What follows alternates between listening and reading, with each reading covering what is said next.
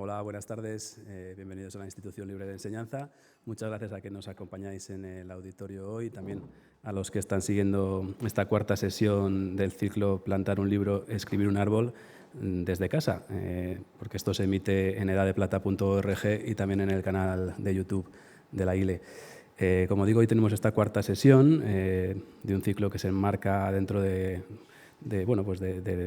las actividades que hace esta casa en relación a la promoción de la lectura. El sentido que tiene aquí pues un ciclo como este remite un poco al ideario pedagógico de la institución histórica. Este edificio arriba tiene un jardín, que es el motivo por el que los institucionistas se vinieron a esta casa en 1884, porque ellos querían utilizar la naturaleza como una herramienta pedagógica y que el niño aprendiera haciendo, aprendiera tocando, en fin. Y luego, por otro lado, está la lectura, que es la forma de transmitir conocimiento, y el conocimiento hace ciudadanos libres, hace ciudadanos con capacidad de pensar de manera crítica, ¿no? Y capaces incluso de autogobernarse. Entonces, bueno, ese es un poco el resumen muy básico que ya hicimos el primer día del sentido que tiene este ciclo en esta casa. Hoy tenemos el privilegio de tener con nosotros a Álvaro Colomer, a Ana Casals, que vienen desde Barcelona, y a Pere Estupiñá, que va a moderar la sesión. Bueno, el ciclo comenzó con una sesión sobre ecocrítica. Trata de abarcar todos los subgéneros que hay dentro de la ecoliteratura. El primer día hablamos de ecocrítica con Paco Calvo, que bueno, la ecocrítica está más orientada al ensayo, en su caso científico.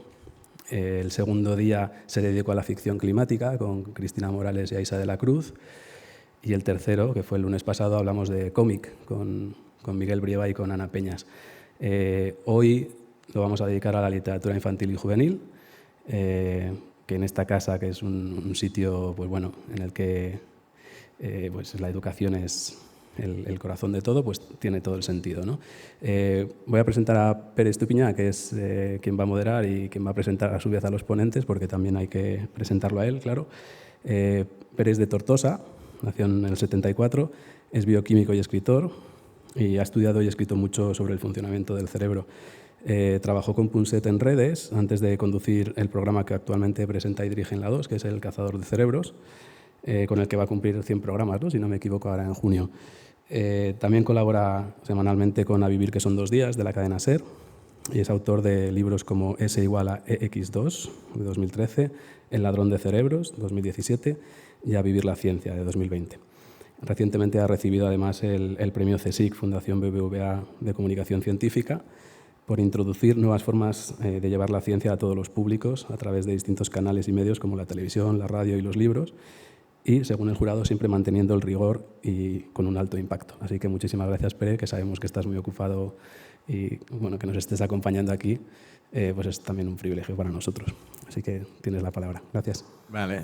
No, muchas gracias, Carlos, y bueno, y felicidades por la coordinación de este ciclo y felicidades a la Institución Libre de Enseñanza por esta iniciativa y además muy bien elegidos los temas, ¿no? Para mí es un placer estar aquí, ya estuve el año pasado, y repetir. La sesión de hoy es muy importante, claro, escribir el presente a largo plazo, la conciencia ecológica en la literatura infantil y juvenil, te hace pensar que ojalá lo mal que lo estemos haciendo los adultos sea porque nadie nos habló de ecologismo cuando éramos pequeños y que lo que se está haciendo, porque es verdad que en las escuelas y las iniciativas que vosotros mostraréis, sí que se está intentando concienciar a los pequeños en la preservación de los recursos, del planeta, de sus habitantes, pues cale en ellos y cuando sean mayores nos echen en cara a nosotros lo mal que lo hemos hecho, ¿no? Bueno, lo primero que vamos a hacer es presentar a los ponentes, que darán unas intervenciones de unos 20-25 minutos y después tendremos un diálogo entre los asistentes y yo también les lanzaré algunos mensajes, porque para mí, que como periodista científico los temas medioambientales forman parte de lo que tengo que divulgar, sientes cierta frustración, y eso ya lo comentaremos después, no sé si a vosotros os ocurre, ¿no? Pero pero yo desde hace mucho intentas cambiar las cosas, las conciencias de la gente, informando y no sabes medir el impacto de lo que haces, no sabes si eso sirve mucho o sirve poco y una de las cosas que siempre he pensado es que a los adultos quizás les sirve poco porque nos cuesta más cambiar nuestra manera de pensar y de actuar, pero a los niños no. Y es allí donde sería mucho más eficiente. Obviamente a mí me pagan para hacer un programa de televisión que es para adultos, pero digo, donde se tiene que abordar el impacto es en los jóvenes. Pero bueno, lo comentamos después si queréis. Ana Casals es licenciada en Historia del Arte por la Universidad Autónoma de Barcelona, máster en Gestión Cultural, máster en Dirección de Marketing y bueno, ha dedicado su carrera profesional a acercar la literatura y el arte a los más jóvenes. Es editora de literatura infantil y juvenil desde hace más de 15 años y actualmente es directora literaria de literatura infantil y juvenil en el Grupo Planeta. Además es autora de varios libros para primeros lectores como Cuentos para salvar el planeta, Yo cuido el planeta o La isla. Hablarás tú primero, pero presento a Álvaro y así estáis presentados. Álvaro Colomé es escritor, periodista, colaborador habitual en La Vanguardia, en Cadena SER y coordinador editorial de la revista Zenda. Entre sus obras destaca Guardianes de la Memoria, que recibió un International Award for Excellence in Journalism, y la novela Aunque caminen por el Valle de la Muerte. Publica novela infantil y juvenil desde 2012 con obras como El chico que vivía encerrado en una habitación y ahora llega El silencio, una obra que ha recibido el premio Jaén de novela juvenil en 2019 y que es una distopía ambiental ambientada en Barcelona en la que muestra cómo la inacción respecto al cambio climático podría afectar a las generaciones venideras. Bueno, seguro que tenéis muchos puntos en común y que tendremos un gran diálogo. Pero bueno, si os parece bien, empecemos. ¿Os va bien empezar con Ana? Pues Ana, adelante. Gracias, Pera. Pues bueno, en primer lugar agradecer a la institución Libre Enseñanza por organizar estas conferencias sobre un tema tan importante como la conciencia ecológica, la literatura. Y gracias, Carlos, por haberme invitado. Es un honor para mí estar aquí, de verdad. Estoy muy contenta y agradecida. Quería agradecer también, yo soy editora de literatura infantil y juvenil y para mí es muy importante que se hagan estos foros, estos debates, estas conferencias sobre literatura infantil. Porque a veces, ahora este es mi momento de reivindicativo, pero creo que es importante, a veces parece el mismo sector editorial que la literatura infantil juegue en segunda división o sea un poco la dama olvidada del sector. Y para mí es justamente todo lo contrario. Empiezo mi charla poniendo foco en la importancia de los libros para niños, en la literatura infantil y juvenil, porque si lo pensamos bien, el primer libro que lees solo, la primera historia que te ha emocionado, el primer personaje que te ha llegado al corazón, estas historias que lees de niño que te quedan dentro, es un tesoro que tienes dentro para toda la vida. Esto es muy importante. Para mí la literatura infantil es, bueno, yo resumiría en 5 puntos los puntos claves en los que pueden ser útiles para la persona y para la sociedad. El primer punto, nos aporta conexión con la sociedad y con la historia. Esto fomenta la inclusión. Con un libro viajas a culturas, al pasado, al presente, conoces diferentes etnias, viajas para conocer, no para juzgar, para entender el mundo y para entender también qué papel podrías tener tú de mayor en este mundo. Es muy importante abrir todas estas ventanas que nos abren los libros para conocer el mundo y la cultura. En segundo lugar, la exploración de las emociones. Al final, cuando lees un libro, te estás poniendo en la cabeza de un autor o en la piel de un personaje o en el corazón de un personaje secundario que le ha pasado algo. Aprendes a entender tus emociones, a gestionarlas y aprendes con la literatura que hay muchas formas de ser y de sentir.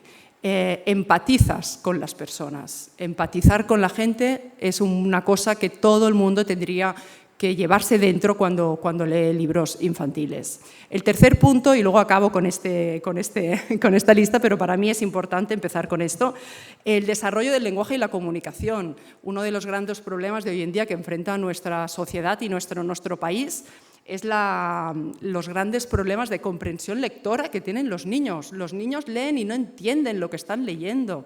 Es tremendo lo que está pasando. Leer te hace pues, ganar vocabulario, ganar comprensión lectora que te ayudará para el futuro, expresarte mejor a nivel oral, a nivel escrito. Si tú no te sabes expresar bien, en un futuro no vas a saber defender tus ideas, con lo cual también es importantísimo por este motivo. Cuarto punto, estimula el pensamiento creativo. Necesitamos mentes creativas. La imaginación que nos aportan las historias de los libros infantiles, los dragones, las mazmorras, las princesas, los piratas, estimulan después tener una imaginación, una creatividad, una forma innovadora de resolver problemas en la vida. Todo esto aporta la literatura infantil. Y para terminar, el quinto punto, que para mí es el más importante, pero al final es un poco un resumen de todos los otros puntos, es el fomento del pensamiento crítico. Al final, un niño que lee será un adulto que piensa. Nos enfrentamos a un montón de problemas en este mundo, en esta sociedad. Necesitamos mentes que piensen. Tenemos que hacer que los niños aprendan a pensar, a tener opiniones propias, a defender, a cuestionar, a reflexionar. Esto, para mí, empezar la conferencia con esto, con realmente la importancia enorme que tiene que los niños lean libros y fomentar la literatura infantil. Por eso agradezco mucho que hayáis dedicado una sesión específica a este tema. Ahora os quiero hablar de este libro, Un día de nieve, de Ezra Jack Keats. Y diréis, ¿qué tiene este libro, qué aporta, qué tiene de importante? Este libro se publicó en el 1963 y es considerado por la Biblioteca Pública de Nueva York uno de los 100 libros más importantes, más influyentes del siglo XX de literatura infantil. ¿Y por qué? ¿Por qué es tan importante este libro? Pues por su protagonista. Este niño se llama Peter y es el primer protagonista negro de un libro infantil que se haya hecho en la historia. Ezra Jack Keats rompió todos los moldes de la industria editorial del momento, escribiendo e ilustrando este libro, y curiosamente no llegó a España hasta 50 años más tarde, cuando Lata de Sal lo publicó justamente cuando era el 50 aniversario de la publicación de este libro. Este libro hoy en día es un clásico que está o debería estar en todas las bibliotecas del país. ¿Y por qué hablo de este libro? Porque me he adelantado. Porque por la importancia de la representación, de tener referentes. Es importante que salga un niño negro en un libro y de otras etnias, así como es importancia leer sobre niñas empoderadas, así como es básico que el colectivo LGTB esté representado en los libros infantiles y juveniles, y así como es de suma importancia hablar del respeto por el medio ambiente. Porque lo que no está en los libros parece que no sea importante, parece que no exista, parece que está, pero no está. Todo el mundo se quiere sentir representado, necesita, y todos los temas importantes deberían estar en todos estos libros, justamente por lo que he comentado al principio, por la importancia de que todos estos mensajes e historias calen a nuestros pequeños de nuestro país. En agosto de 2018, un movimiento liderado por una niña de 15 años, llamada Greta Thunberg, revolucionó el mundo. Se hizo viral, esta activista medioambiental de 15 años empezó a revolucionar las plazas y las calles de todo el mundo. Esto, a mi entender, y en cuanto a la industria editorial referente a temas de ecología, marcó un antes y un después. A partir de este momento siempre se han publicado libros de temáticas de animales, de temáticas de naturaleza. Es uno de los temas favoritos de los niños. Esto se ha publicado siempre, pero ahora se hace desde una óptica diferente. Este es el punto para mí de inflexión. Ahora se hace con una óptica donde se empiezan a hablar de otros temas, como se hacen biografías de activistas medioambientales, se habla de sostenibilidad, se habla de energías renovables, se habla de reciclaje, de combustibles fósiles, de la huella de carbono, de todos unos temas que antes estamos hablando de hace 7 años, no aparecían en ningún libro.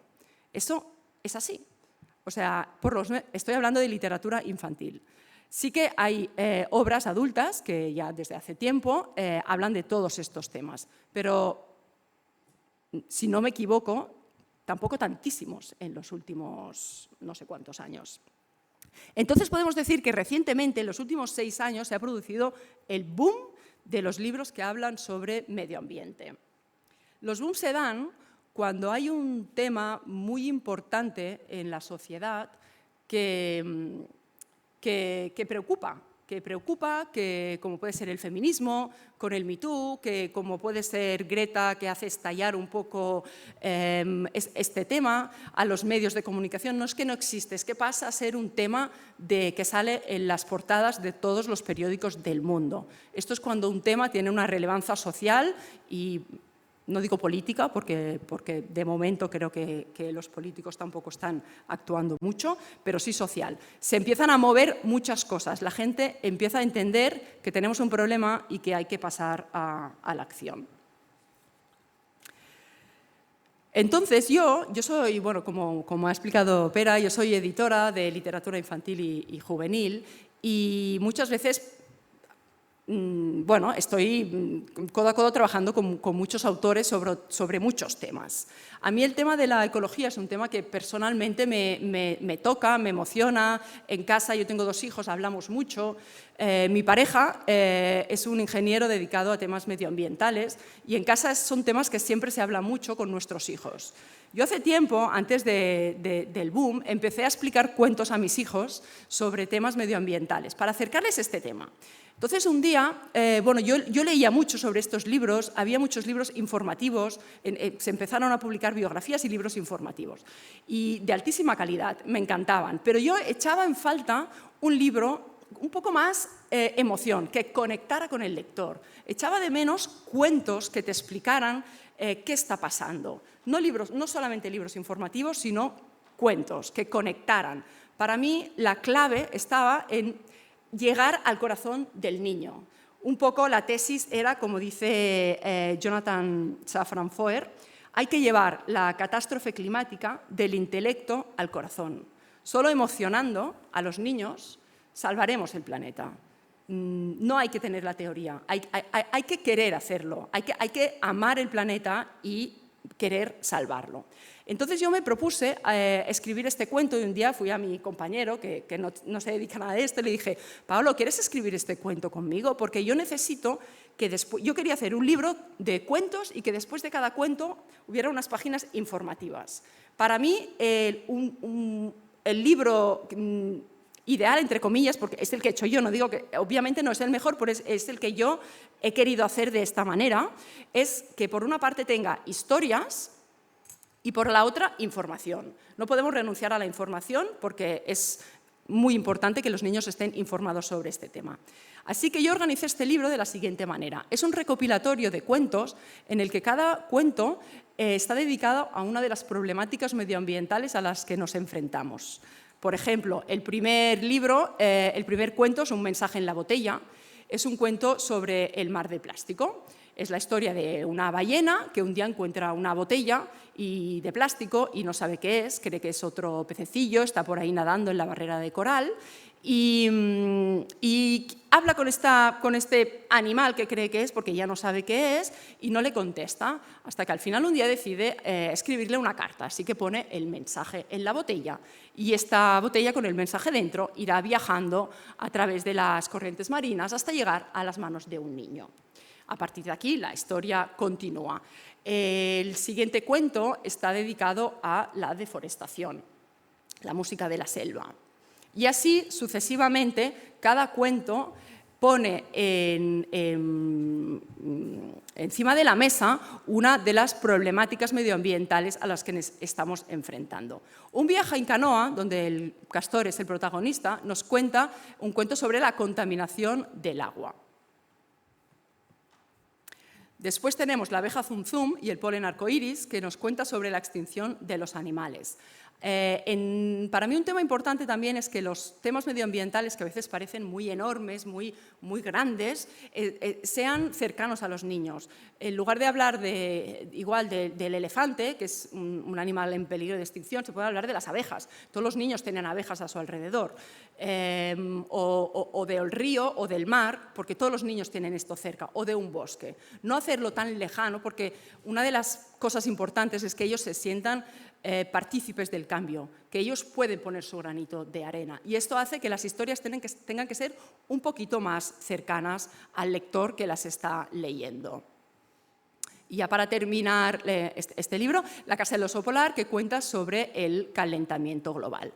Como decía, después de cada cuento, me parecía interesante, el cuento intenta emocionar, todos están protagonizados por animales y por niños, intenta el cuento llegar al corazón del lector, que sienta como esta pena, esta rabia, que le nazca una voluntad de cambio, de luchar y de hacer algo. También que fomentar esta cosa que comentaba antes, ¿no? del espíritu crítico, ¿no? De qué estamos haciendo mal, qué podemos hacer para hacer las cosas mejor. Después de esta parte más emotiva, hay las páginas informativas que han estado escritas por mi pareja. Yo le propuse la colaboración porque creo también firmemente en que las partes informativas tienen que estar hechas por especialistas, no todo el mundo puede escribir de cualquier cosa. Entonces yo le dije, el que se ocupa de esto, que me ayudara con esta parte de información. Mucha gente pensará, pero total, es contenido muy básico para niños. Pues no, precisamente por esto, el rigor en este tipo de libros, la dificultad de coger estos conceptos complejos y bajarlos a un nivel que un niño pueda entender, es para mí crucial para que lleguen todos estos conocimientos al niño. ¿Y cómo se hace esto? Pues por ejemplo, con metáforas, con paralelismos, con comparaciones. Si tú a un niño le dices, cada año en el mundo se producen 1.800.400.000 botellas de plástico, el niño se queda igual, porque es un concepto demasiado abstracto para el niño, no le llega, no conecta en su cerebro. Si tú le dices, cada año se producen tantas botellas de plástico como para cubrir la Torre Eiffel, es algo que los niños pueden visualizar y pueden decir, no me digas, o que cada año perdemos, o que cada 10 segundos se talan bosques como 10 campos de fútbol. Estas cosas son los que llegan al corazón del niño y dice, ostras, qué fuerte, no podemos permitir que pasen estas cosas. Y al hilo un poco una anécdota con lo que decía de cambiarle la mirada, de entender diferentes culturas, de plantearnos cosas diferentes. Este mapa, por ejemplo, que yo lo planteé con una total... Me parecía normal que si el mar de plástico estaba en el Pacífico, poner el Pacífico dentro. Y muchos niños y padres me han dicho, este mapa está mal. Está mal, porque este mapa no es como los mapas que ven ellos en cualquier libro, porque está desordenado. Entonces, la importancia, lo que decía, de que lo que sale en los niños, en los libros, tiene mucho peso, influye mucho, ¿no? ¿Dónde te colocas tú en el mundo? ¿Cómo ves este mundo? Posibilidades de ver el mundo de formas diferentes. Esto es una anécdota, pero me pareció curioso. En estas partes informativas, y una cosa que para mí es muy importante también transmitir cuando hablamos de libros sobre conciencia ecológica, es que siempre tienen que tener un punto positivo, siempre, esperanza. Los libros, se han publicado muchos libros donde la parte gráfica, la ilustración es muy oscura, hay mucho humo, hay plásticos por todos lados y es una realidad, es verdad, es una realidad, pero se está hablando ya de la ansia ecológica. de que tienen muchos niños, porque hay mucho ruido, se habla mucho de todo lo que está pasando. Al final, los niños no tienen ninguna culpa de encontrarse con el mundo que se han encontrado. Ellos precisamente no han hecho nada y lo que no podemos hacer es trasladarles los errores que han hecho otras generaciones como una cosa ansiosa. Al contrario, con este libro, y como yo veo que tienen que ser un poco libros, tienen que ser luminosos, te tienes que enamorar de la naturaleza, no tienes que ver una cosa gris y que esté como todo putrefacto. Al contrario, necesitan esperanza, necesitan saber que si luchamos todos, pues algo se puede hacer, porque si no hay esperanza, no hay nada. Entonces, para mí era fundamental transmitir esto, esperanza, positividad. Un apartado de buenas noticias, importantísimo. Se han hecho muchas cosas mal, pero también se están haciendo muchas cosas bien hechas. Se están ya haciendo cosas y estas tienen que aparecer en los libros para que los niños vean que ya se está actuando. Y un apartado de consejos que yo he titulado Ayuda al planeta, porque ellos se tienen que sentir que forman parte de esto y pueden hacer mucho. Aquí es otro ejemplo de las páginas que comentaba. Y otro libro, que ahora ya no me voy a enrollar más con mis libros, pero el siguiente libro que escribí es este, porque me interesaba, me parecía interesante también dar la visión de no explicar solo los problemas que tenemos ahora, sino poner el foco en cómo hemos llegado hasta este momento. ¿En qué momento nos hemos desconectado de la naturaleza como lo estamos ahora? Quería explicar un poco la evolución del conocimiento humano poniendo el foco en esto, en cómo nos hemos separado y desvinculado de la naturaleza a través pues, de la evolución, poniendo el foco en la parte más energética y tecnológica. Y este segundo libro es un poco más complejo, para unas edades un poquito más elevadas, pero sigue siendo un libro infantil. Habla un poco de esta evolución histórica de por qué hemos llegado al punto donde estamos hoy. Y hablaba de boom, entonces ahora la pregunta siguiente sería, ¿pero todo esto es una moda? ¿Es una moda que ahora está de moda ser ecologista, hablar de estos temas? ¿O es algo que va a quedar? Yo estoy convencida y eso espero que quede. No nos queda otra. El cambio climático es uno de los grandes retos que estamos enfrentando como sociedad.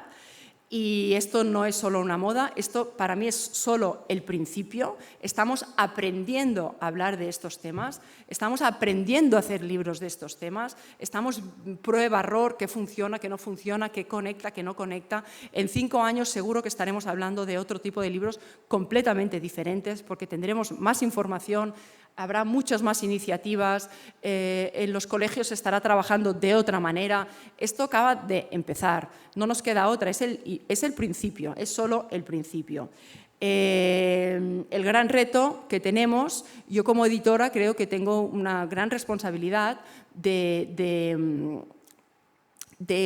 para mí el gran reto, como cualquier buen libro, es pasar de estos libros informativos, donde te plantean el tema encima de la mesa, a que todo vaya por debajo. Cuando consigues que en todos los libros haya diferentes etnias, diferentes tipos de personas, diferentes problemáticas, que no sea el tema del libro, sino que todo vaya por debajo, ahí es donde tendremos realmente grandes libros que van a convertirse en clásicos. Y para mí, una gran esperanza es que, si lo pensamos bien, hablamos de nativos tecnológicos, ¿no? Los jóvenes de hoy en día, los niños, nativos tecnológicos, pero no hablamos de nativos ecologistas. Yo no me eduqué con educación ecológica ni libros de ecología. Lo estamos aprendiendo ahora, pero ellos sí. Ellos han nacido con esto. Ellos lo llevan dentro. Ellos son la esperanza. Los niños de hoy en día es la primera generación, que van a crecer ya desde muy pequeños con esta conciencia medioambiental y ecológica dentro. Para mí, esta generación es la esperanza del cambio. No, pues muchas gracias.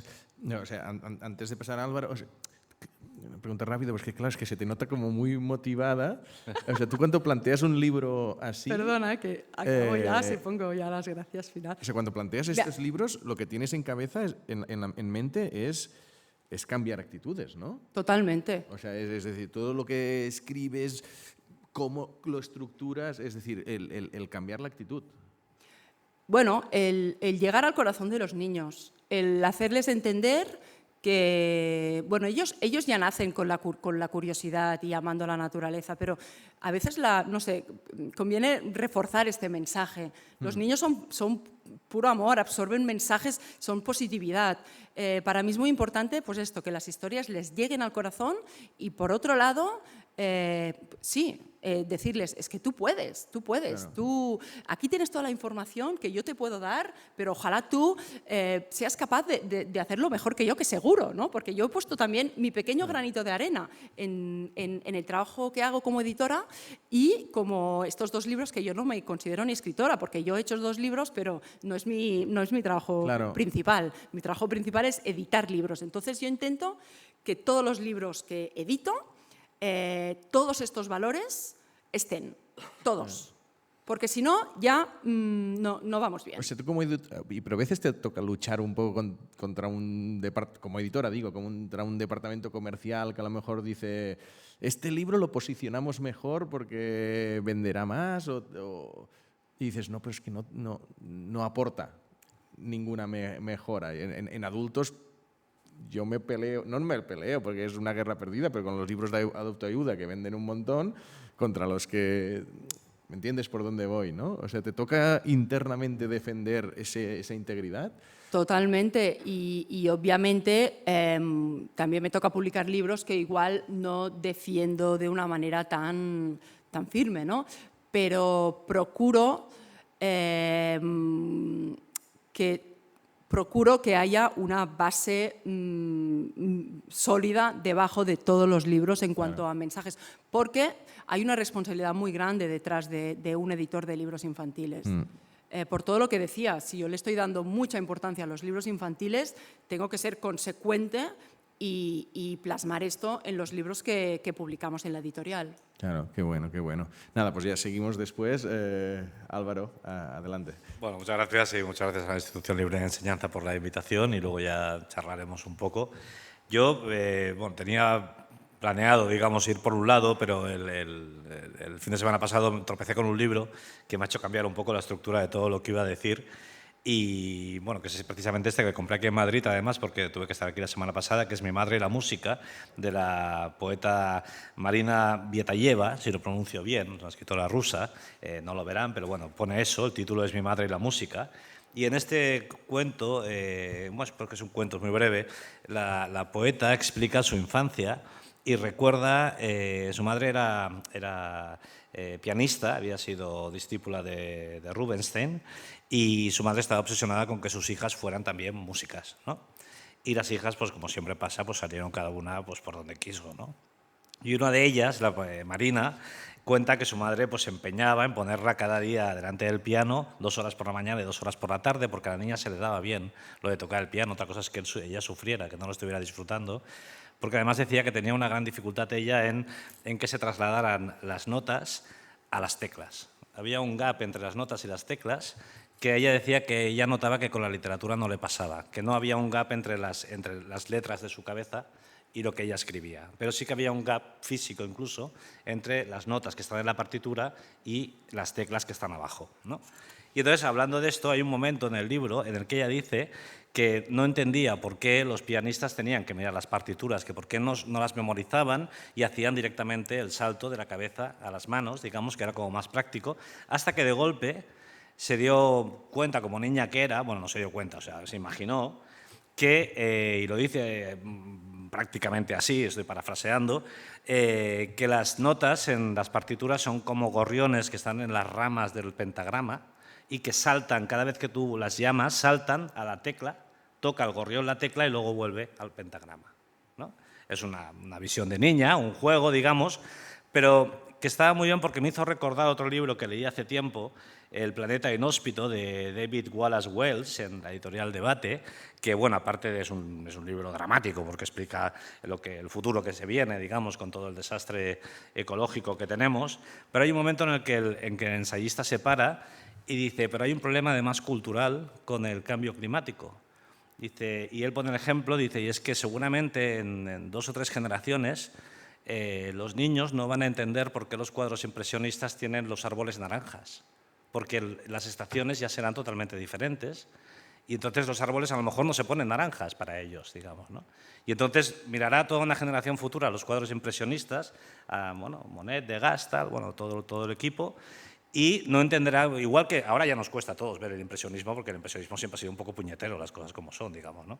Pero costará más porque no se entenderán muchas cosas. Y también pone un ejemplo que es como muy elemental, que son las 4 estaciones de Vivaldi, que dices, bueno, las 4 estaciones hay 2 que empiezan ya a sobrar, ¿no? Porque la primavera, dices, bueno, muy larga es esta parte de la canción para lo poco que dura la primavera, ¿no? Y con el tiempo podríamos reducirlo de Vivaldi a 2 estaciones. Y lo mismo pasa en realidad con toda la literatura infantil clásica y juvenil, porque si tú piensas en El patito feo de Hans Christian Andersen, pasa en 4 estaciones, ¿no? Nace en verano y se convierte en cisne en verano, y entre medio de las estaciones el pato va sufriendo las transformaciones anímicas, más bien, que cada una de las estaciones tiene asignada, ¿no? El otoño, la tristeza, bla, bla. Entonces dices, bueno, tampoco acabaremos de entender el patito feo, ¿no? Entre otras cosas porque ya casi no quedarán patos que nazcan por sí mismos, digamos, ¿no? Y que dependan de las estaciones. Tampoco entenderemos de Roald Dahl el James y el melocotón gigante, ¿no? que es verdad que es un cuento que ya no se entendía de por sí, porque un niño pegando botes por el planeta en un melocotón gigante ya era raro, digamos, en la época en la que la naturaleza funcionaba bien, pero ahora será más complicado todavía. Pero también, volviendo a Hans Christian Andersen, también él cuenta una anécdota en un libro que en realidad es una autobiografía. Dice que una vez una lavandera de Odense, que es el pueblo suyo danés de la ciudad donde él nació, una lavandera le dijo que del río, debajo del río estaba China, ¿no? Que esta idea muy típica, todos los países creen que tienen debajo China. Y entonces él se imaginó, como niño que era, que del río salía un día un carromato con un superchino, un príncipe, que le encargaba que él construyera un palacio en Odense. Y tal, y ahora piensas, bueno, un niño que mira un río ahora, ¿qué diría? O sea, ¿qué va a salir de ahí? La cosa del pantano, o sea, no va a salir, nadie pensaría que saldría un príncipe chino de un río, porque los ríos ya dan asco, al menos en las ciudades, ¿no? O al menos la idea que tenemos de los ríos. Quedan ríos todavía, sobre todo en sus nacimientos, que están muy bien, pero la imagen más inmediata, sobre todo urbana, no es un río del que pueda salir un príncipe chino, ¿no? Es un río del que puede salir como mucho pues un cáncer o un pez de 3 ojos, como en Los Simpsons, digamos, ¿no? Pero al mismo tiempo esta idea también abre como un nuevo universo, porque dices, bueno, o sea, ahora molaría tener 12 años, porque dices, ahora el mundo es totalmente nuevo, ¿no? Ya no habrá las 4 estaciones y dices, bueno, pues oye, podemos hacer una literatura nueva. Hay un mundo que descubrir, porque el mundo de toda la vida vale que va a mal, pero sí que hay una cosa para descubrir, digamos.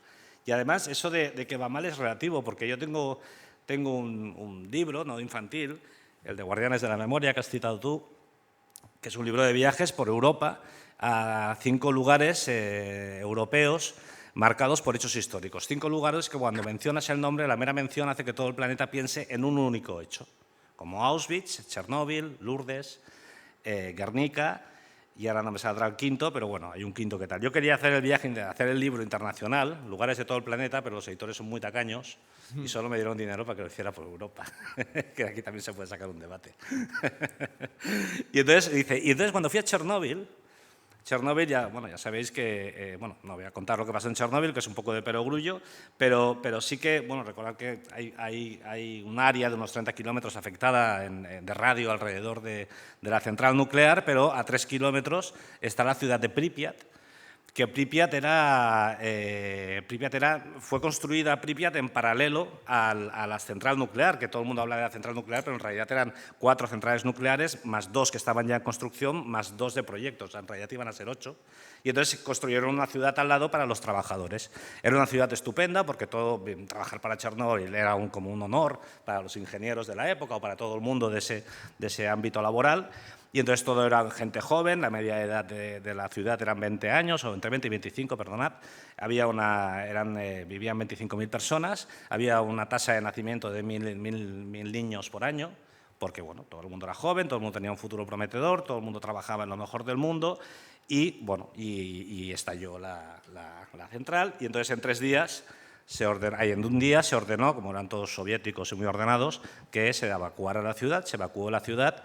Hay una imagen dura que queda para el recuerdo, que es que se le dijo a todo el mundo que a los 3 días se les permitiría volver, pero luego no se les permitió volver, y entonces dicen que durante 4 o 5 días todos los perros y gatos domésticos de esta gente pues estuvieron aullando y ladrando en Pripyat, y es como una imagen que ha quedado para explicar un poco el drama, digamos, ¿no? Porque había soldados que se quedaron allí y dijeron que sí, que era muy angustioso todos aquellos aullidos y todo eso, ¿no?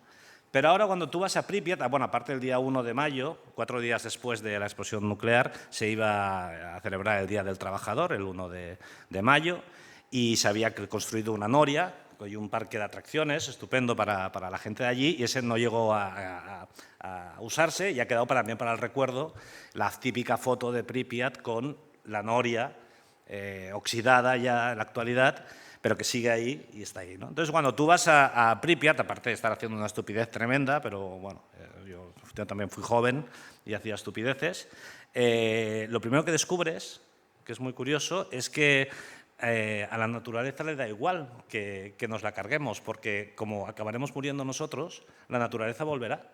Y Pripyat lo demuestra, porque es una ciudad que 30 años ya después de la evacuación, ahora que ya no vive nadie allí, es un vergel.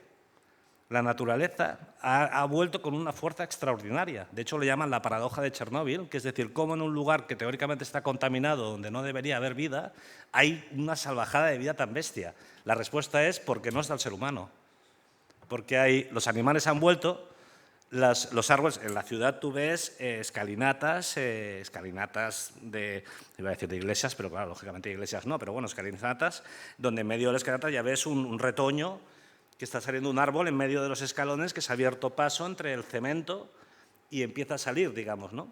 Y ves, ves mil manifestaciones, ves caballos por ahí en medio tranquilamente paseando, mucho jabalí, y bueno, ves naturaleza por doquier, y entonces dices, bueno, no es verdad que nos estamos cargando el planeta, nos estamos cargando la raza humana. El planeta es un pedazo de piedra que está ahí y que le da igual, o sea, podemos tirar todas las bombas atómicas que queramos, que la piedra seguirá ahí y volverá a florecer, digamos, ¿no? Y entonces, de alguna manera, todo esto o sea, esto de alguna forma como que contrarresta lo otro que decía de los gorriones y todas estas cosas que estaba diciendo, porque dices, bueno, no es verdad, o sea, la naturaleza va a volver y volverá a su orden y volverá a su ciclo normal y volverán los animales a Chernóbil, porque hay una broma que te hacen muy típica en Chernóbil. Bueno, hay como unas personas que te asignan cuando vas, unos guías, y entonces tienen 4 o 5 bromas que le hacen a todos los periodistas, a todos los descerebrados que van. Primero es, la radioactividad va por clapas de polvo. Entonces, tú puedes tener con el contador Geiger mucha radioactividad aquí, pero das un paso a 1 metro y ya no tienes radioactividad, y eso es porque el polvo se ha aposentado en ese metro cuadrado, y luego vendrá un golpe de viento y se lo llevará a otro kilómetro, ¿no? Entonces, se para ahí con el coche, con el contador Geiger disparado, y empieza a reírse y decir, bueno, los que no tengan hijos, que se olviden ya de tener hijos para siempre, y cosas así. Pero entonces tú le dices, bueno, pero ¿cómo hay tanto animal aquí y tal? Y entonces él te responde una cosa que es un poco absurda, pero que es verdad. Dices que los animales no saben que esto es radioactivo. Y como no lo saben, no se mueren. Y no es tan tonto, porque es verdad, porque la naturaleza es brutal allí. De hecho, hubo 300 personas que volvieron a sus casas, fue evacuado, porque aparte de Pripyat se evacuaron también 76 pueblos, aldeas de verdad, aldeas de los mujiks de Tolstoy, por así decirlo, ¿no? Y hay personas que volvieron allí y han estado viviendo allí, ahora ya no sé cómo estarán por la guerra, lógicamente, pero que vivían allí y que vivían y comían alimentos contaminados, y son señores que han llegado, o al menos yo conocí a algunos ya de 90 años, que estaban, no diré frescos como una rosa, pero que estaban, para tener 90 años, pues muy bien, porque era gente del campo, digamos, y gente fuerte. Y esta gente ha sobrevivido, digamos, perfectamente, lo cual demuestra que no nos vamos a cargar el planeta, ni mucho menos. En este entorno, digamos, es donde decido yo, con estas ideas, no con la de los gorriones, que es nueva, pero las otras sí que estaban ya antes, es donde me pongo a escribir Ahora llega el silencio, que básicamente es una novela juvenil en la que se plantea una idea que prepandémicamente era original, luego ya no tuvo ninguna importancia, porque el libro es prepandémico, justito, pero es prepandémico, que es un virus que se carga, en este caso, a todos los mayores de 22 años, ¿no? Y entonces, en este contexto, solo quedan chavales y un poco recuperando la idea del Señor de las Moscas, ¿no? Esa idea de una isla y cómo los chavales, los jóvenes, si no hubieran adultos, si no hubiera normas, cómo sobrellevarían la vida, pues lanzo a 3 chicos a una Barcelona pospandémica en la que no hay adultos y por tanto aparecen bandas callejeras, hay la gente que está a punto de llegar a 22 años, como tiene miedo a que se va a morir, pues ya le da igual el orden social, mientras que los que son preadolescentes que todavía tienen, tengo 14 años, me moriré a los 22, qué lejos es eso, pues eso sí que quieren tener orden social, digamos, y bueno, y se va explicando un poco como esta historia, digamos, ¿no? No sé cómo voy de tiempo, bueno, voy a abreviar un poco porque si no... En esta historia, digamos, lo que uno quiere es explicar esa idea de Hobbes contra Rousseau, ¿no? Del buen salvaje frente al lupus homo homini, siempre me sale mal, pero ya sabéis, el hombre es un lobo para el hombre, y entonces mirar a través de esa historia si hubiera un cataclismo mundial realmente, y tuviéramos que vivir ya cuando nos hayamos cargado totalmente la ecología y el planeta, qué tipo de relación tendríamos los unos con los otros. Ahí a mí me gusta siempre inclinarme por Rousseau, porque Rousseau él defendía la teoría del buen salvaje, él defendía que los hombres éramos buenos por naturaleza, cuando él en verdad era un cabrón de mucho cuidado. O sea, Rousseau era una cosa escandalosa. O sea, Rousseau, no sé si como es de literatura infantil y juvenil esto se puede explicar ciertas cosas, no sé hasta qué punto, pero Rousseau, digamos, entre otras cosas, abandonó a sus 5 hijos y los dejó en inclusas, donde la tasa de mortalidad era del 75%, y él cada vez que su mujer tenía un hijo, cogía al hijo y lo llevaba directamente a la inclusa porque él tenía muchas cosas que escribir y los niños le estorbaban, digamos, ¿no? Rousseau fue luego el que cimentó la escuela moderna, el concepto de escuela moderna, y podemos decir que cada vez que nosotros por las mañanas llevamos a nuestros hijos al colegio, estamos haciendo lo mismo que Rousseau cuando abandonaba a los suyos en la inclusa. O sea, Rousseau en realidad se inventó la escuela porque decía, es que los niños molestan en casa, hay que sacárselos de casa, ¿no? Y se inventó la escuela y ahora todos aplaudimos la escuela porque realmente es muy útil, pero él lo hizo para sacarse a los niños de encima, ¿no? Digamos. Y entonces, bueno, la novela mía, esta juvenil, trata de analizar esto de en qué contexto quedaría. No sé sí, bueno, solo mencionar las influencias que ha podido tener, pero lógicamente un libro así tiene influencias de autores que han basado su obra en la naturaleza, digamos, ¿no? Y evidentemente, bueno, he mencionado a William Golding con El Señor de las Moscas, pero inevitablemente hay que mencionar a Jack London, ¿no? No se puede entender la literatura infantil y juvenil, más juvenil sobre todo, en torno al tema de la naturaleza sin hablar de Jack London. Jack London es un escritor tan estupendo, bueno, aunque él tuviera una vida tremenda también y no lo sabemos seguro, pero probablemente acabara por voluntad propia la vida, digamos. Él escribió una novela en la que un perro doméstico se convertía en lobo y otra en la que un lobo se convertía en perro doméstico. O sea, es maravilloso. Dijo, voy a defender una tesis y luego voy a escribir otro libro defendiendo justo la tesis contraria, digamos, ¿no? Y entonces, bueno, creo que Colmillo Blanco lo pasaré un poco rápido esto. También, evidentemente, está la influencia de Manuel de Pedrolo. A mí este libro, la novela esta juvenil mía, me dieron la beca Montserrat Roig en Barcelona, que la beca Montserrat Roig consiste son 3 meses en los que te dan un despacho y un poco de dinero para ir a trabajar. Y a mí me dieron un despacho en Montjuïc, en el Castillo. Y hay una cosa que tiene Montjuïc extraordinaria que yo creo que los barceloneses deberíamos subir más para verlo, es que cuando estás en Montjuïc te apetece destruir Barcelona. O sea, ya se sabe que Montjuïc la han destruido, la han bombardeado pues unas 17 veces de diferentes generales y cosas. Y es que realmente estás ahí arriba y dices, ostras, me apetece destruirla. Y a mí la idea de la novela, yo fui a Montjuïc para escribir otra novela, pero la idea de una historia apocalíptica en Barcelona se me ocurrió precisamente en Montjuïc por las ganas de destruir la ciudad, digamos. Y ya por último, una última influencia, que es una última influencia más simpática que otra cosa. Yo siempre he sido muy fan de Roald Dahl, que es el gran autor juvenil por antonomasia. Pero aparte de sus obras, que me gustan mucho, sobre todo los cuentos, más que Matilda y todo esto, los cuentos sueltos que tiene, a mí tengo una cosa de Roald Dahl que me chifla, y es que Roald Dahl tiene un cuento en el que explica cómo él era tan disciplinado trabajando. Es una historia que, me disculparán, no tiene nada que ver con el ecologismo, pero es que es una historia maravillosa. Y es que él decía que él de pequeño lo metieron en un internado galés, esos colegios ingleses, imaginaos un buen esto, y dice que cada mañana les hacían a todos los niños, a las 6 de la mañana los hacían poner en un pasillo muy largo. Nos imaginamos, ¿no?, a niños de todas las edades, pues los niños contra la pared de un lado y contra la pared de otro, y cada mañana pasaba el director y seleccionaba a 6 niños. Los 6 niños que seleccionaba tenían que ir al lavabo, al retrete, y hacer sus necesidades mayores, ¿vale? Y si no las hacías te caía un buen castigo, castigos de azotainas.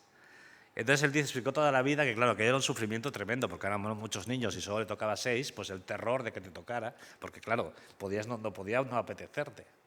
Pero dice que él descubrió que ese terror hacía que te apeteciera. O sea, todos los niños funcionaban ante el miedo de que el director les azotara. Dice que luego el resto de la vida, dice que la disciplina suya, que él fue un hombre tan disciplinado siempre porque aprendió de pequeño que hasta en el ir de vientre puedes controlar los horarios, digamos.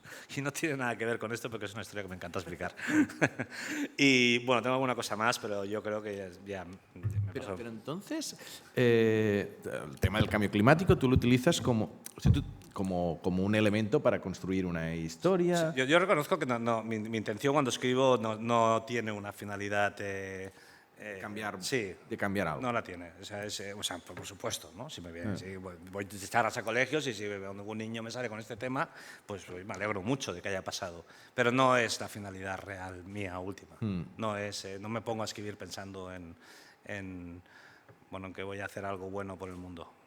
Lo podría decir que sí, pero no es así. No, claro. No, de la manera que está bien, ¿eh? Claro, pero igual que cuando un reportaje periodístico, pues sí, ¿no? O sea, un reportaje periodístico muchas veces sí que tiene una finalidad más como de ayudar a algo, pero en realidad yo sé que muchos reportajes periodísticos yo los he hecho porque yo he ido a Chernobyl porque a mí me apetecía, aunque luego he denunciado la industria nuclear, sí. ¿Sabes?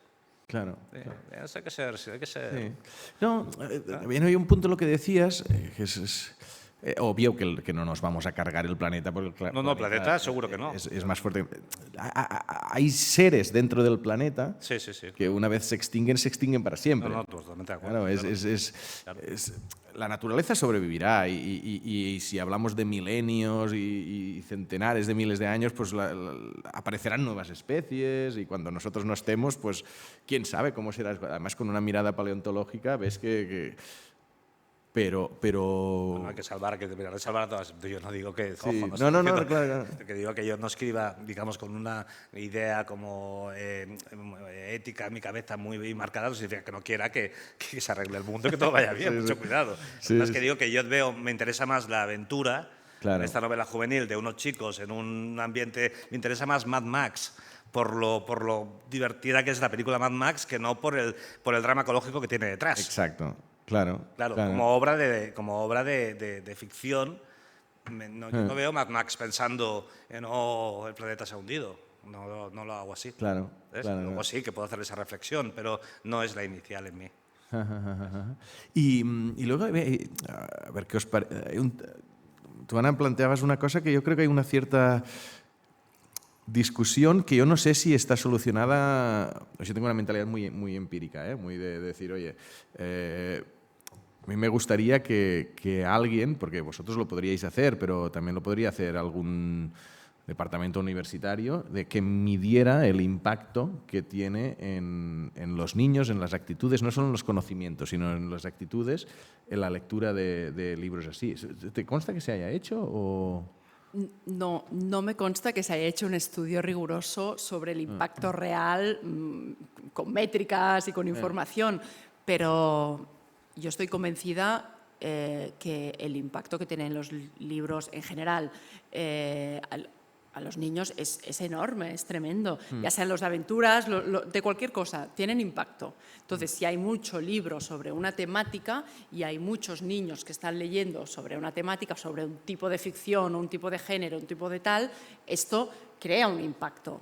Esto estoy convencida, igual que si están de moda las películas de Disney y una generación entera ha crecido con un mensaje, tiene un impacto.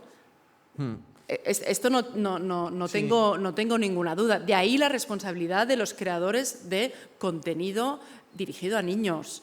Yo estoy completamente de acuerdo y he acabado mi discurso diciendo el objetivo de la buena literatura es que todo esto vaya por debajo, esté camuflado, porque lo importante es la historia. Siempre lo importante es la historia. Al final estamos hablando de literatura.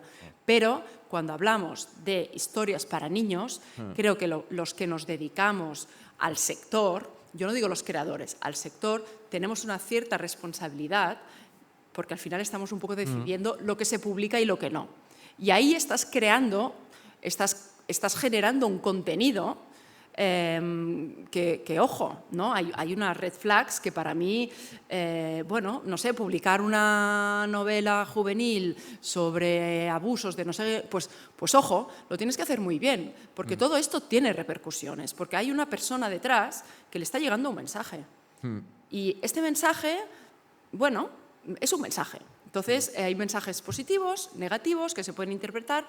Lo ideal es que los niños vayan leyendo, tengan esta mentalidad de saber lo que es bueno, lo que es malo, lo que quieren, lo que no, lo que tal, para que un día, si les cae un mal libro o con un mensaje malo, perjudicial, sean capaces de decir, ostras, este protagonista no me mola, ¿sabes? Pero para llegar ahí, los niños tienen que ir formándose como lectores, ¿no? Tienen que poner páginas y páginas y páginas en su mochila para luego ser capaces, también como el adulto lector que serán, a decidir si una novela les gusta o no, si tal autor les gusta más que otro, por sus historias y por su forma de escribir. Entonces, esta educación que para mí tiene que ir un poco acompañada, tanto como por la forma, como, o sea, que sean buenas historias, que sean autores que conecten, que escriban bien. Estos básicos, al final, como decías, literatura. Pero que haya unos mensajes que tengan, pues, el aval de... No, claro. Que en divulgación científica, en el tema concreto del cambio climático, pues hay incluso instituciones analizando que llega seguro, pero cómo tiene que ser para que llegue. Y hay un punto de fricción en si los mensajes... Tú dices que tiene que haber cierta esperanza. Sí. ¿Vale? Y allí hay como dos visiones, ¿no? Porque sí que hay una visión clara que dice, si tú solo presentas un futuro negro y casi que no puedes hacer nada, te puedes resultar pasivo. O sea, dices, te bloqueas, bueno, pues si no puedo hacer nada, pues si el futuro es... Claro. Pero también llama más a la rebelión. Y cuando aparece el punto de la esperanza, sí que alguien se lo puede tomar como, mira, pues podemos ir hacia ello, pero también, bueno, pues ya se arreglará. Porque existe eso, una visión en el cambio climático tecnooptimista o decir, bueno, sí, es un problema, pero ya lo arreglarán. Y a veces el exceso, todo un diálogo que existe, el cierto exceso de una visión optimista te puede preocuparte menos.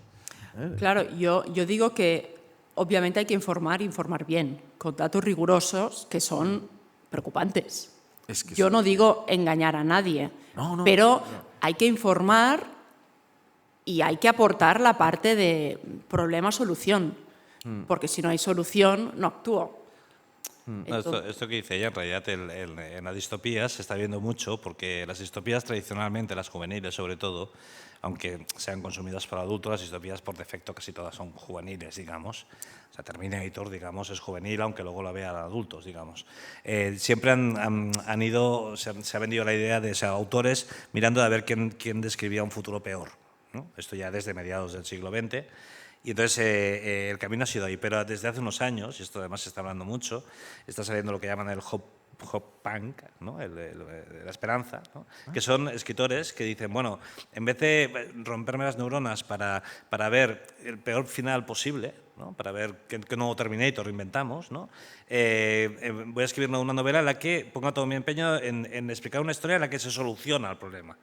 en vez de ir a más, en vez de hacer un problema que existe ahora, hacerlo hiperbólico y llevarlo a un desastre mayor, que es lo que hace ahora la distopía, es un movimiento además muy fuerte, también se llama solar punk, también lo llaman así, que son escritores que están diciendo, bueno, vamos a imaginar hiperbólico lo que está pasando ahora, o sea, más ecologismo, más desastre ecológico, pero planteándose una solución en la novela. Unos van por el lado de crear nuevas vidas en otros planetas, depende de la fantasía de cada uno, y otros van simplemente pues un científico que consigue descubrir, yo qué sé, una bacteria que se come el plástico. No lo sé, pero están saliendo, o sea, la literatura está yendo hacia este lado, hacia el lado de, bueno, un poco lo que dice Ana, ¿no? Es este lado de mostrar esperanza, pero yo me refiero a la juvenil, que es un poco lo que controlo más, digamos, pero sí como autores que están diciendo, vamos a mirar de hacer un Terminator que acabe bien, digamos. Claro. ¿No? No, sí. Es un género, todo, es todo un género. O sea, yo mismo en El cazador de cerebros hicimos un capítulo que le titulé Especies en vías de salvación, ya no en vías de extinción. Claro, de alguna forma, exacto. el decir, nos estamos cargando las especies... Claro. Pues, ¿qué quieres, que llore? Claro, no puedes hacer nada, pero dices, no, vamos a ver científicos que están salvando. Claro, es cambiar el enfoque, o sea, no es ocultar nada, el problema está ahí, pero como cualquier cosa en la vida se puede mirar desde ángulos muy diferentes, ¿no? Entonces, bueno, yo creo que esto es importante, desde qué ángulo explicas el problema. El problema de esto es que en literatura normalmente los finales felices no funcionan. Esto lo sabe todo el mundo. O sea, literatura, o sea, volviendo a Christian Andersen, aunque la Sirenita Hollywood Disney nos la ha disfrazado, el final de la Sirenita es un drama. Y el soldadito de plomo, acaban los dos en la hoguera familiar, el soldado deshecho y la bailarina que es de papel calcinada, digamos, ¿no? Y el patito feo es la historia del propio Hans Christian Andersen, que también tuvo una vida espantosa. Si cogemos hay un final histórico, digamos, que revolucionó a la sociedad, que es el final de Pinocho, ¿no? Que cuando Carlo Collodi, él lo publicaba Pinocho por entregas en un periódico de la época, no me acuerdo del nombre.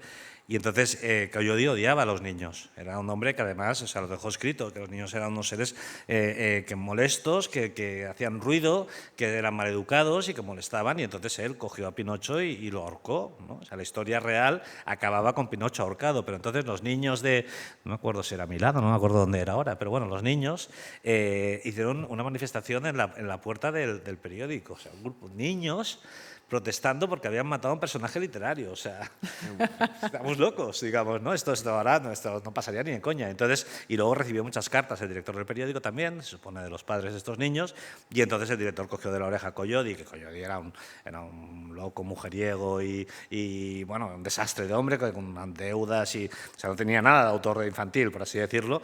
Igual que Christian Andersen, que tampoco tenía nada, o sea, en cuanto a ideal, el autor infantil, el señor con barba escribiendo en casa, queridos niños, digamos, ¿no? Era un desastre, hombre, y el otro le cogió de la oreja y le dijo, oye, resucita a Pinocho, que no se haya muerto, ahorcado, y ponle un final feliz, ¿no? Y Collodi decía, es que los niños hay que ahorcarlos, ¿no? Digamos, y entonces es como, o sea, en el fondo los finales trágicos o negativos funcionan mejor literariamente, y este es el drama. Porque cuando una historia acaba bien, casi que todos la banalizamos un poco. Ay, mira, qué bonito. Pero los niños no, salieron a pedir el final feliz. Claro, salieron a pedir un final feliz, pero se movieron por un final que los motivó a moverse. Totalmente, o sea, claro, sí, un de final hecho. Triste. Entonces, claro, no, yo creo que la clave está en poner encima de la mesa historias que indignen, que motiven, que te muevan. Claro. Pero luego... de hecho, en mi libro todos los finales están semiabiertos, porque tú no puedes dar la solución a un problema de la deforestación. Tú no puedes inventarte un decir y pasa esto y nunca más se va a talar una... Esto no lo puedes decir. Ojalá. Entonces todo queda un poco abierto, abriendo un poco paso pues, a eso, ¿no? a la esperanza, que yo digo, ¿no? Pero siempre porque antes ha habido un momento crítico donde el niño dice, ostras, esto es una injusticia, ¿por qué hacemos esto? Enfadarte un poco por la acción humana, ¿no? por las cosas tan locas que estamos haciendo, que al final nos estamos tirando un poco piedras encima, ¿no? Totalmente, sí. Sí, no, yo creo que yo siento mucho enfado por el tema del cambio climático, pero como responsabilidad de comunicador sí que me planteo muchas cosas. Yo la literatura infantil la he descubierto hace poco porque tengo una niña de 6 años también y realmente he flipado con libros súper, no solo bonitos estéticamente, sino historias y esos valores, ¿no? O sea, constantemente me venían algunos libros donde no solo hay una historia, sino que puede ser divertida, sino que hay allí como un trasfondo y un valor que en momentos te llega a emocionar un poco, y ya como adulto también. ¿Tú ves que los padres están buscando este tipo de libros? Absolutamente sí. Sí. Incluso más de lo que deberían. Sí, la industria editorial está muy basada en libros, y ahora me voy a tirar piedras encima, útiles. ¿Vale? Cuando la literatura es literatura, ¿no?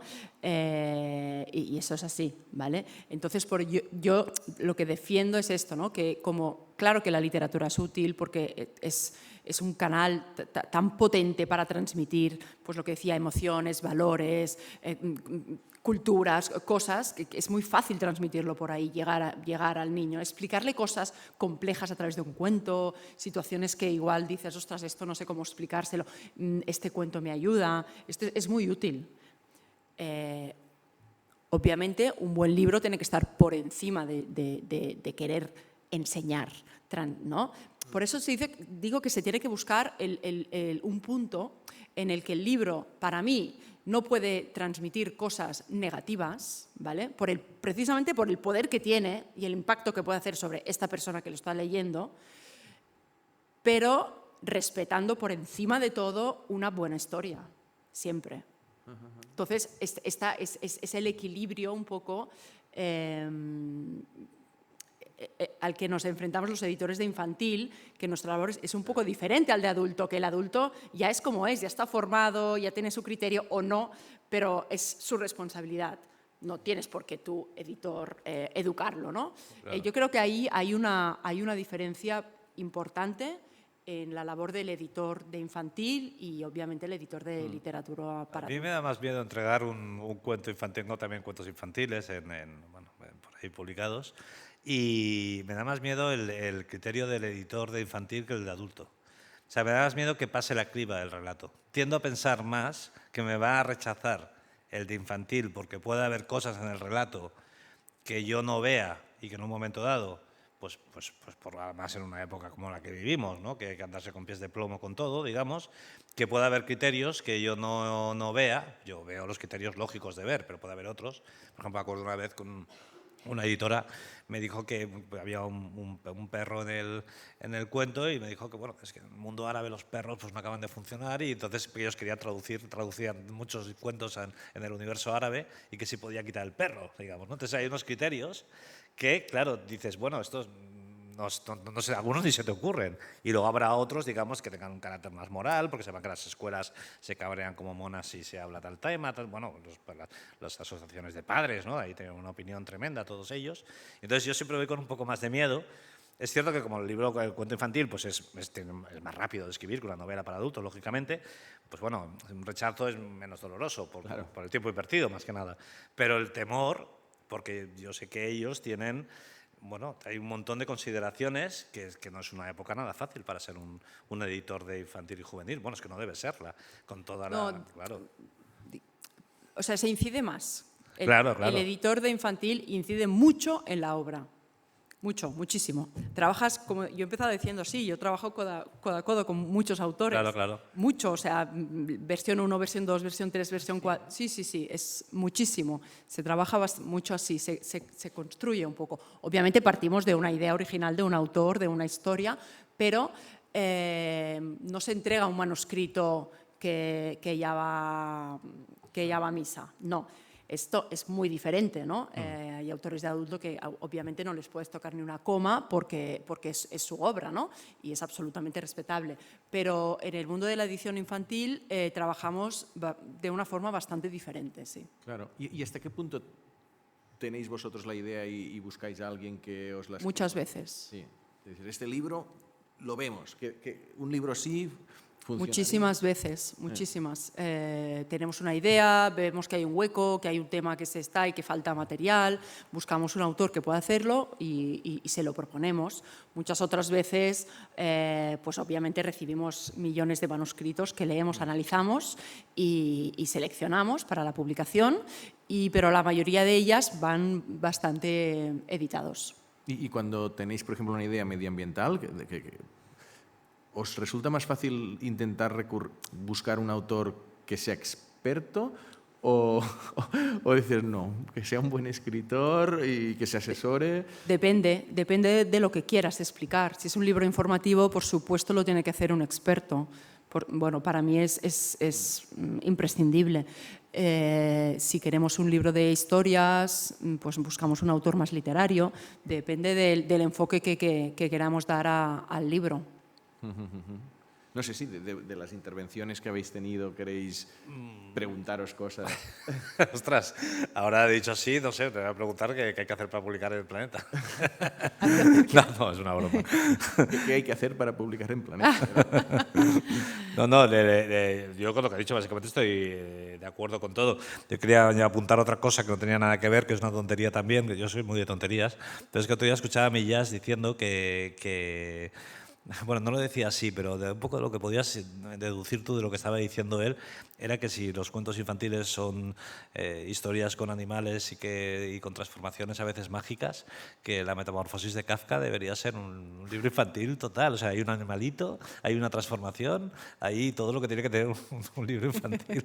Joder, bueno, ya. Claro, pero solo si tú lo pules y lo pones bonito y luminoso, tienes una historia que podría funcionar para un niño perfectamente. La cucaracha no es quizás el animal más agradable. No, bueno, no sabemos, es una cucaracha, pero es un insecto asqueroso, eso sí. No es el animal más agradable para un niño, pero bueno, pero es una historia de un hombre que mágicamente se convierte en un animalito. Sí, tal cual. Si os parece, si alguien del público tiene preguntas, lo deberemos hacer con el micro para que los que nos ven por streaming lo escuchen.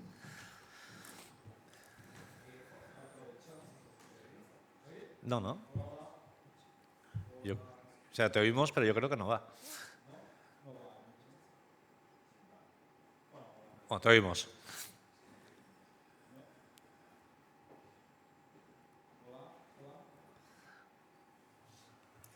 Si quieres te repito yo la pregunta, ¿eh? Dímela ahí, la repito yo en voz alta y ya está. Espera, que llegan con otro micro. Vale.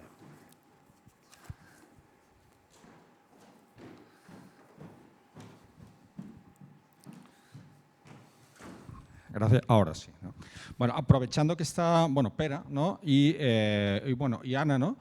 ¿Se podría considerar la literatura infantil, en este caso, y en este caso en la conciencia ecológica, que no deja de ser una conciencia científica de una visión del mundo, ¿no? Si es una forma de divulgación científica previa a la divulgación adulta, ¿no? ¿Podría considerarse divulgación ya científica o es más literatura? Yo creo que según el enfoque que tenga el libro, muchos de ellos sí. Los niños hay una edad que casi te diría que les interesa más los libros divulgativos, los libros de no ficción, de conocimiento, que los cuentos. Hay una edad en que quieren saber todo del universo, de los dinosaurios, de los animales, o sea, tienen mucha curiosidad. Entonces, este paso más que hacemos, ¿no? Que ya no hablamos de estos temas clásicos, sino que añadimos temas ya más de actualidad, yo creo que sí, las partes más informativas, totalmente sí. Sí. Creo que sí. Además, un cuento infantil siempre es el teatro infantil es un muestrario de profesiones para los chavales, ¿no? Y los chavales muchos descubrirán que les gusta la ciencia gracias a algún cuento protagonizado por un científico, digamos, ¿no? No creo que sea tanto que sean de divulgación propiamente los libros, sino que el tema de un cuento infantil, si a un niño le gusta, le puede condicionar toda su vida laboral. Sí, yo creo que quizás puede haber algunos que enlacen mejor en el concepto de ciencia ficción, a lo mejor, claro, ¿no? Donde hay la ciencia es parte del protagonismo, pero no es que tenga que ser rigurosa o tiene que ser divulgativa, pero en los libros donde en temática medioambiental se trata desde una perspectiva empírica, sí, y además es que es muy buena aproximación a explicar cosas científicas, pero al final está todo tan conectado que puedes hablar desde genética, desde extinciones, desde paleontología del pasado. Cuando hablas de plásticos, puedes explicar por qué los plásticos, de dónde vienen. O sea, es que abre bueno, infinidad de preguntas. Sí, yo lo veo como... De hecho, a veces lo planteamos, o sea, ¿qué es...? O sea, yo hago un programa de divulgación científica. ¿Qué consideramos que entra dentro de eso? ¿No? Y luego vemos que entra todo mientras lo abordes desde una perspectiva objetiva y en base a datos. Si hablas de ecologismo más dogmático sin datos, igual ya no, pero sí. Sí.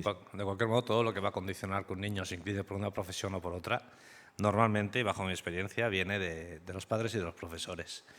Yo estoy haciendo una sección ahora en la revista Zenda, que se titula La llamada, en la que básicamente hablo con escritores y les pregunto cuándo recibieron la llamada de la literatura.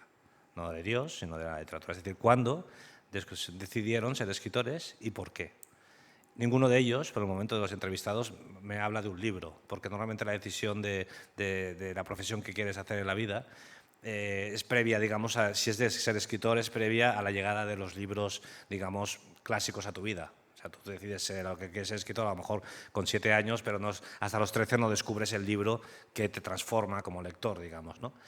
Y todos vienen por historias todos te hablan siempre del profesor o de los padres. Normalmente los padres, el otro día, ¿cómo se llama? Quique Ferrari, que es un escritor argentino, me decía que él, pues un día su padre lo cogió y le dijo, tengo que hablar contigo muy seriamente, concéntrate, que tenemos que hablar de verdad, y que esto cuando era pequeño, claro, y entonces le enseñó un libro y le dijo, mira, esto es lo único que nos diferencia de los animales. Y dice que a él le quedó tan impresionada esa frase que decidió hacerse escritor, ¿no? Otros, es muy típico que me dicen mucho que en el colegio hicieron una redacción libre, el profesor, ¿no? Y que le pusieron un 10. Y dice, claro, me pusieron un 10, me quedé tan flipado que entonces me decidí a hacerme escritor. Y al menos en la cosa de escritores, todavía no he encontrado a uno que me diga fue por un libro, que es un poco paradójico. Pero claro, la decisión de la profesión, ya digo, llega antes a veces de encontrar el hecho que, o sea, seguramente los científicos te hablarán de que les regalaron un juguete, a lo mejor el Cheminova o lo que sea en la época, digamos, ¿no? Pero ninguno te hablará de que vi la teoría de la relatividad y me quedé flipado, lógicamente, ¿no? Entonces, y cómo llegan esos juguetes o cómo llegan esas cosas, ¿no? Es más paradójico lo mío porque son escritores, pero yo creo que al final la decisión acaba saliendo, yo creo, más, aunque sea tirarnos piedras a nosotros mismos, de los padres y de los profesores. Tiene una influencia mucho mayor, yo creo, que los libros, todavía. Y creo que afortunadamente. Sí, si hay alguna pregunta por allí. Hola, buenas tardes. Bueno, agradezco mucho la oportunidad de poder estar aquí escuchando vuestras opiniones y se me plantea ahora que te oía a ti, Ana, hablar de que la literatura es un canal potentísimo para divulgación científica o para transmitir emociones y valores. Estamos en un momento social en el que la inmediatez de una fotografía en una red social y la frecuencia con que un niño pequeño está frente a una pantalla le impide llegar a la literatura, ¿no? Entonces, el reto de conseguir que esos niños lleguen es, primero, cuando son pequeños a través de los padres, pero en la literatura juvenil me parece bastante complicado llegar a ellos. Entonces, me gustaría plantearos esa posibilidad de cómo hacer que un adolescente llegue a llegar a estos temas de ecología a través de la literatura, complementándola evidentemente con toda la información que recibe a través de las redes sociales. Muchas gracias. Bueno, sí, efectivamente. a partir de los 12, 13 años los índices de lectura caen en picados. Es normalmente la edad en que los niños, los jóvenes empiezan a tener móvil propio, acceso igual más a YouTube, a TikTok, Instagram, a las redes sociales y que empiezan a tener otros intereses. Esto es así. Los niños leen más a los 8 o 9 que a los 12. Esto es una realidad. De aquí la importancia de fomentar la lectura cuando son pequeños, porque están en una edad que tienen ganas de leer y si les acercas los libros normalmente los cogen con pasión. Y todo esto luego no se va a la basura. Que tú dejes de leer durante una época de tu vida porque te pasan cosas en el cuerpo, estás ultrahormonado, tienes otros intereses, es lícito y es una realidad, ¿no?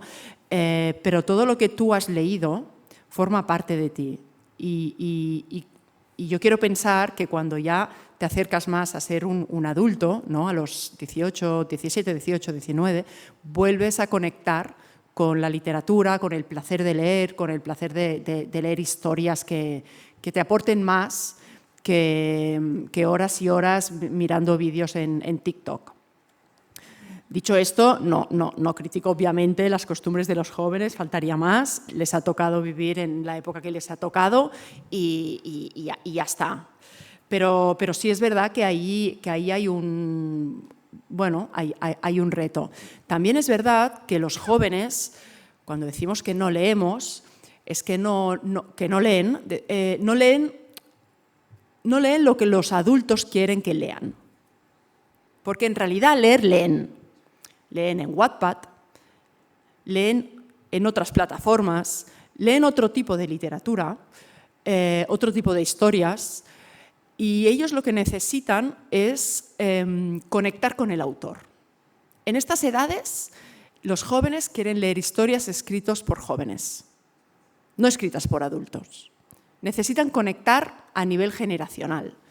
Y la gente joven no escribe libros y los manda a las editoriales. Bueno, sí que lo hacen mucho, pero escriben en otras plataformas, se autopublican en Amazon, escriben en Wattpad, que es una red social que tiene millones y millones de lectores diarios por todo el mundo. Entonces, en realidad, decir que los jóvenes no leen no es del todo, porque a lo mejor leen en el móvil y leen historias que ha escrito otra persona de 20 años, escrita también en un móvil, en un dispositivo móvil. Es otro tipo de historias, pero no es que dejen de leer, no es que dejen de conectar con la ficción, pero no leen lo que los adultos queremos que lean.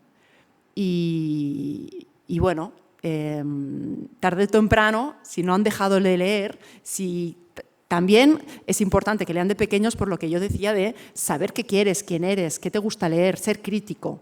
Si tienen una época en que necesitan leer estas historias porque les están pasando cosas que no entienden y necesitan leer historias de otra gente que también les ha pasado y tal, que a lo mejor lo lee un adulto y dice, madre mía, ellos en este momento es lo que necesitan leer. Entonces, después van creciendo y reconectan seguramente con el libro, la literatura. No sé si he respondido a tu historia. ¿Y lo que decías de la comprensión lectora, que está tan baja? Sí. Porque eso me he quedado pensando, porque está más baja de la que teníamos nosotros y eso está documentado, que es así, sí. Sí, han salido, depende también por comunidades autónomas. En Cataluña, por ejemplo, hemos tenido unos resultados malísimos, pero en general en todo el país los niveles de comprensión lectora están bajando. Están bajando. Sí. Y eso es preocupante porque claro. No es solo entender el libro que estás leyendo en el momento, es una cosa que luego te va a servir para estudiar, para crecer, para entender cualquier cosa.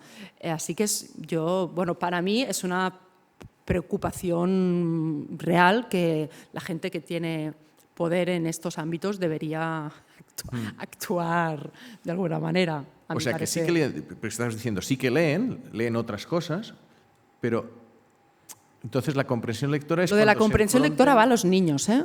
A los niños. Sí, los exámenes que han hecho, pues que a un niño le das un texto y luego le haces una comprensión lectora, ¿vale? Pues esta equivalencia de lo que lees y lo que entiendes, porque tú puedes leer, pero tienes que entender lo que lees. ¿vale? Esta equivalencia entre leer y entender, pues hay unos índices que valoran qué nivel de comprensión lectora tienes tú cuando te enfrentas a textos pues igual más técnicos, más literarios, y sí, están bajando. Sí, jope. Sí, hay una pregunta por aquí. Carlos. Bueno, pues muchas gracias a los tres. No sé si esto tiene que ver con la idea que comentabas antes, Álvaro, de que cada vez hay más público adulto interesado en leer novela juvenil. Bueno, sí, es que esto empezó ya hace décadas con lo del crossover, que lo llamaban, que eran libros que te decían que eran para todas las edades, pero claro, ahí hay un... Es que la gente, en general los libros, la gente yo creo que entienden mal el concepto del libro. O sea, por ejemplo, hay un montón de libros que como los protagonistas son adolescentes, se han puesto como literatura juvenil. Pues sin ir más lejos, lo del Señor de las Moscas que yo decía, ¿no?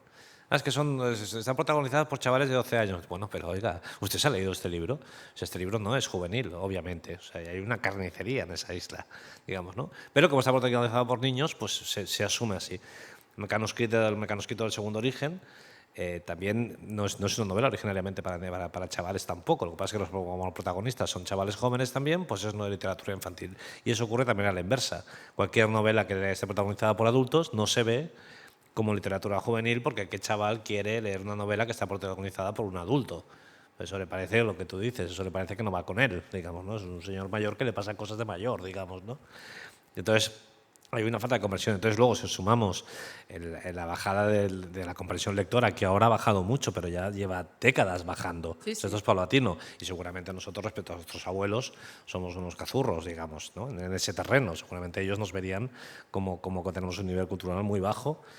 De hecho, yo me acuerdo hace mucho tiempo, hice un reportaje en La Vanguardia que cogía las listas de libros más vendidos de hace ya tiempo, debía ser que lo hice, o sea, debía ser de hace 30 años de ahora, qué libros eran los más vendidos hace 30 años y la lista de más vendidos de ahora.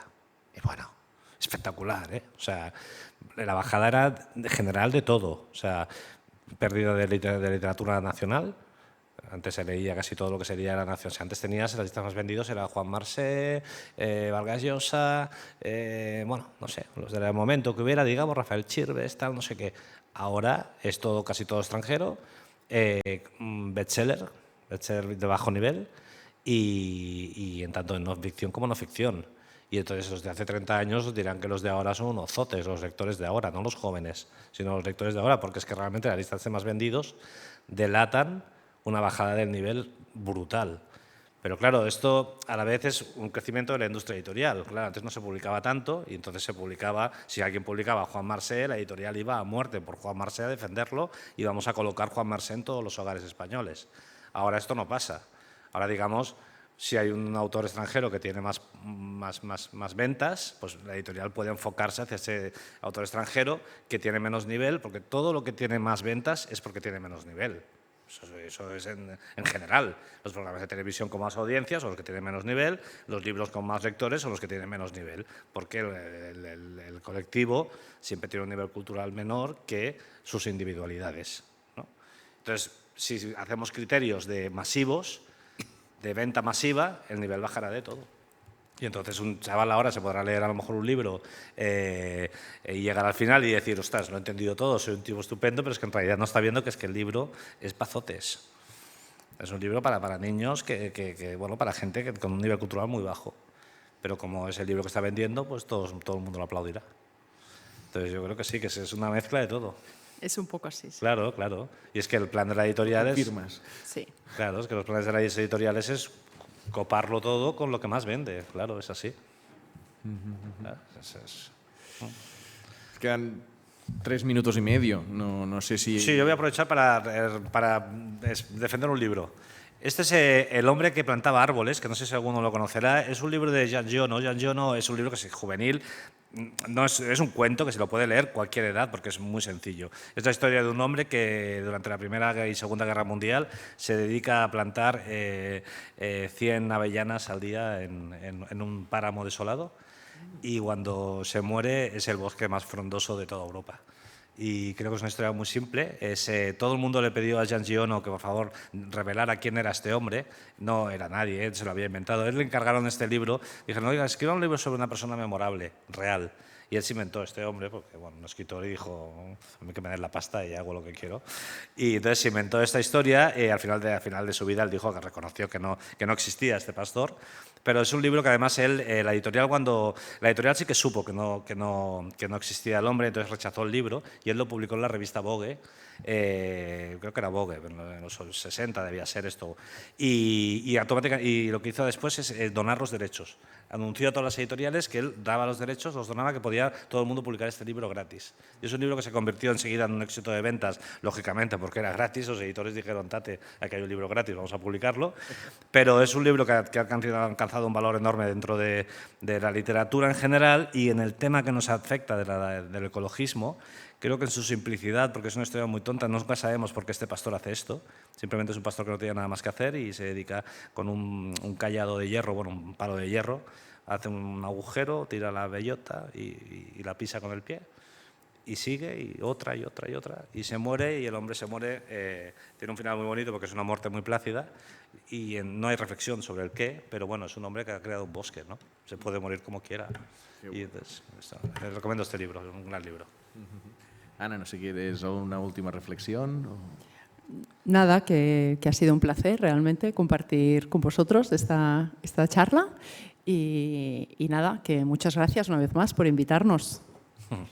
Vale. Muchas gracias. Gracias, no quiero tener la última palabra.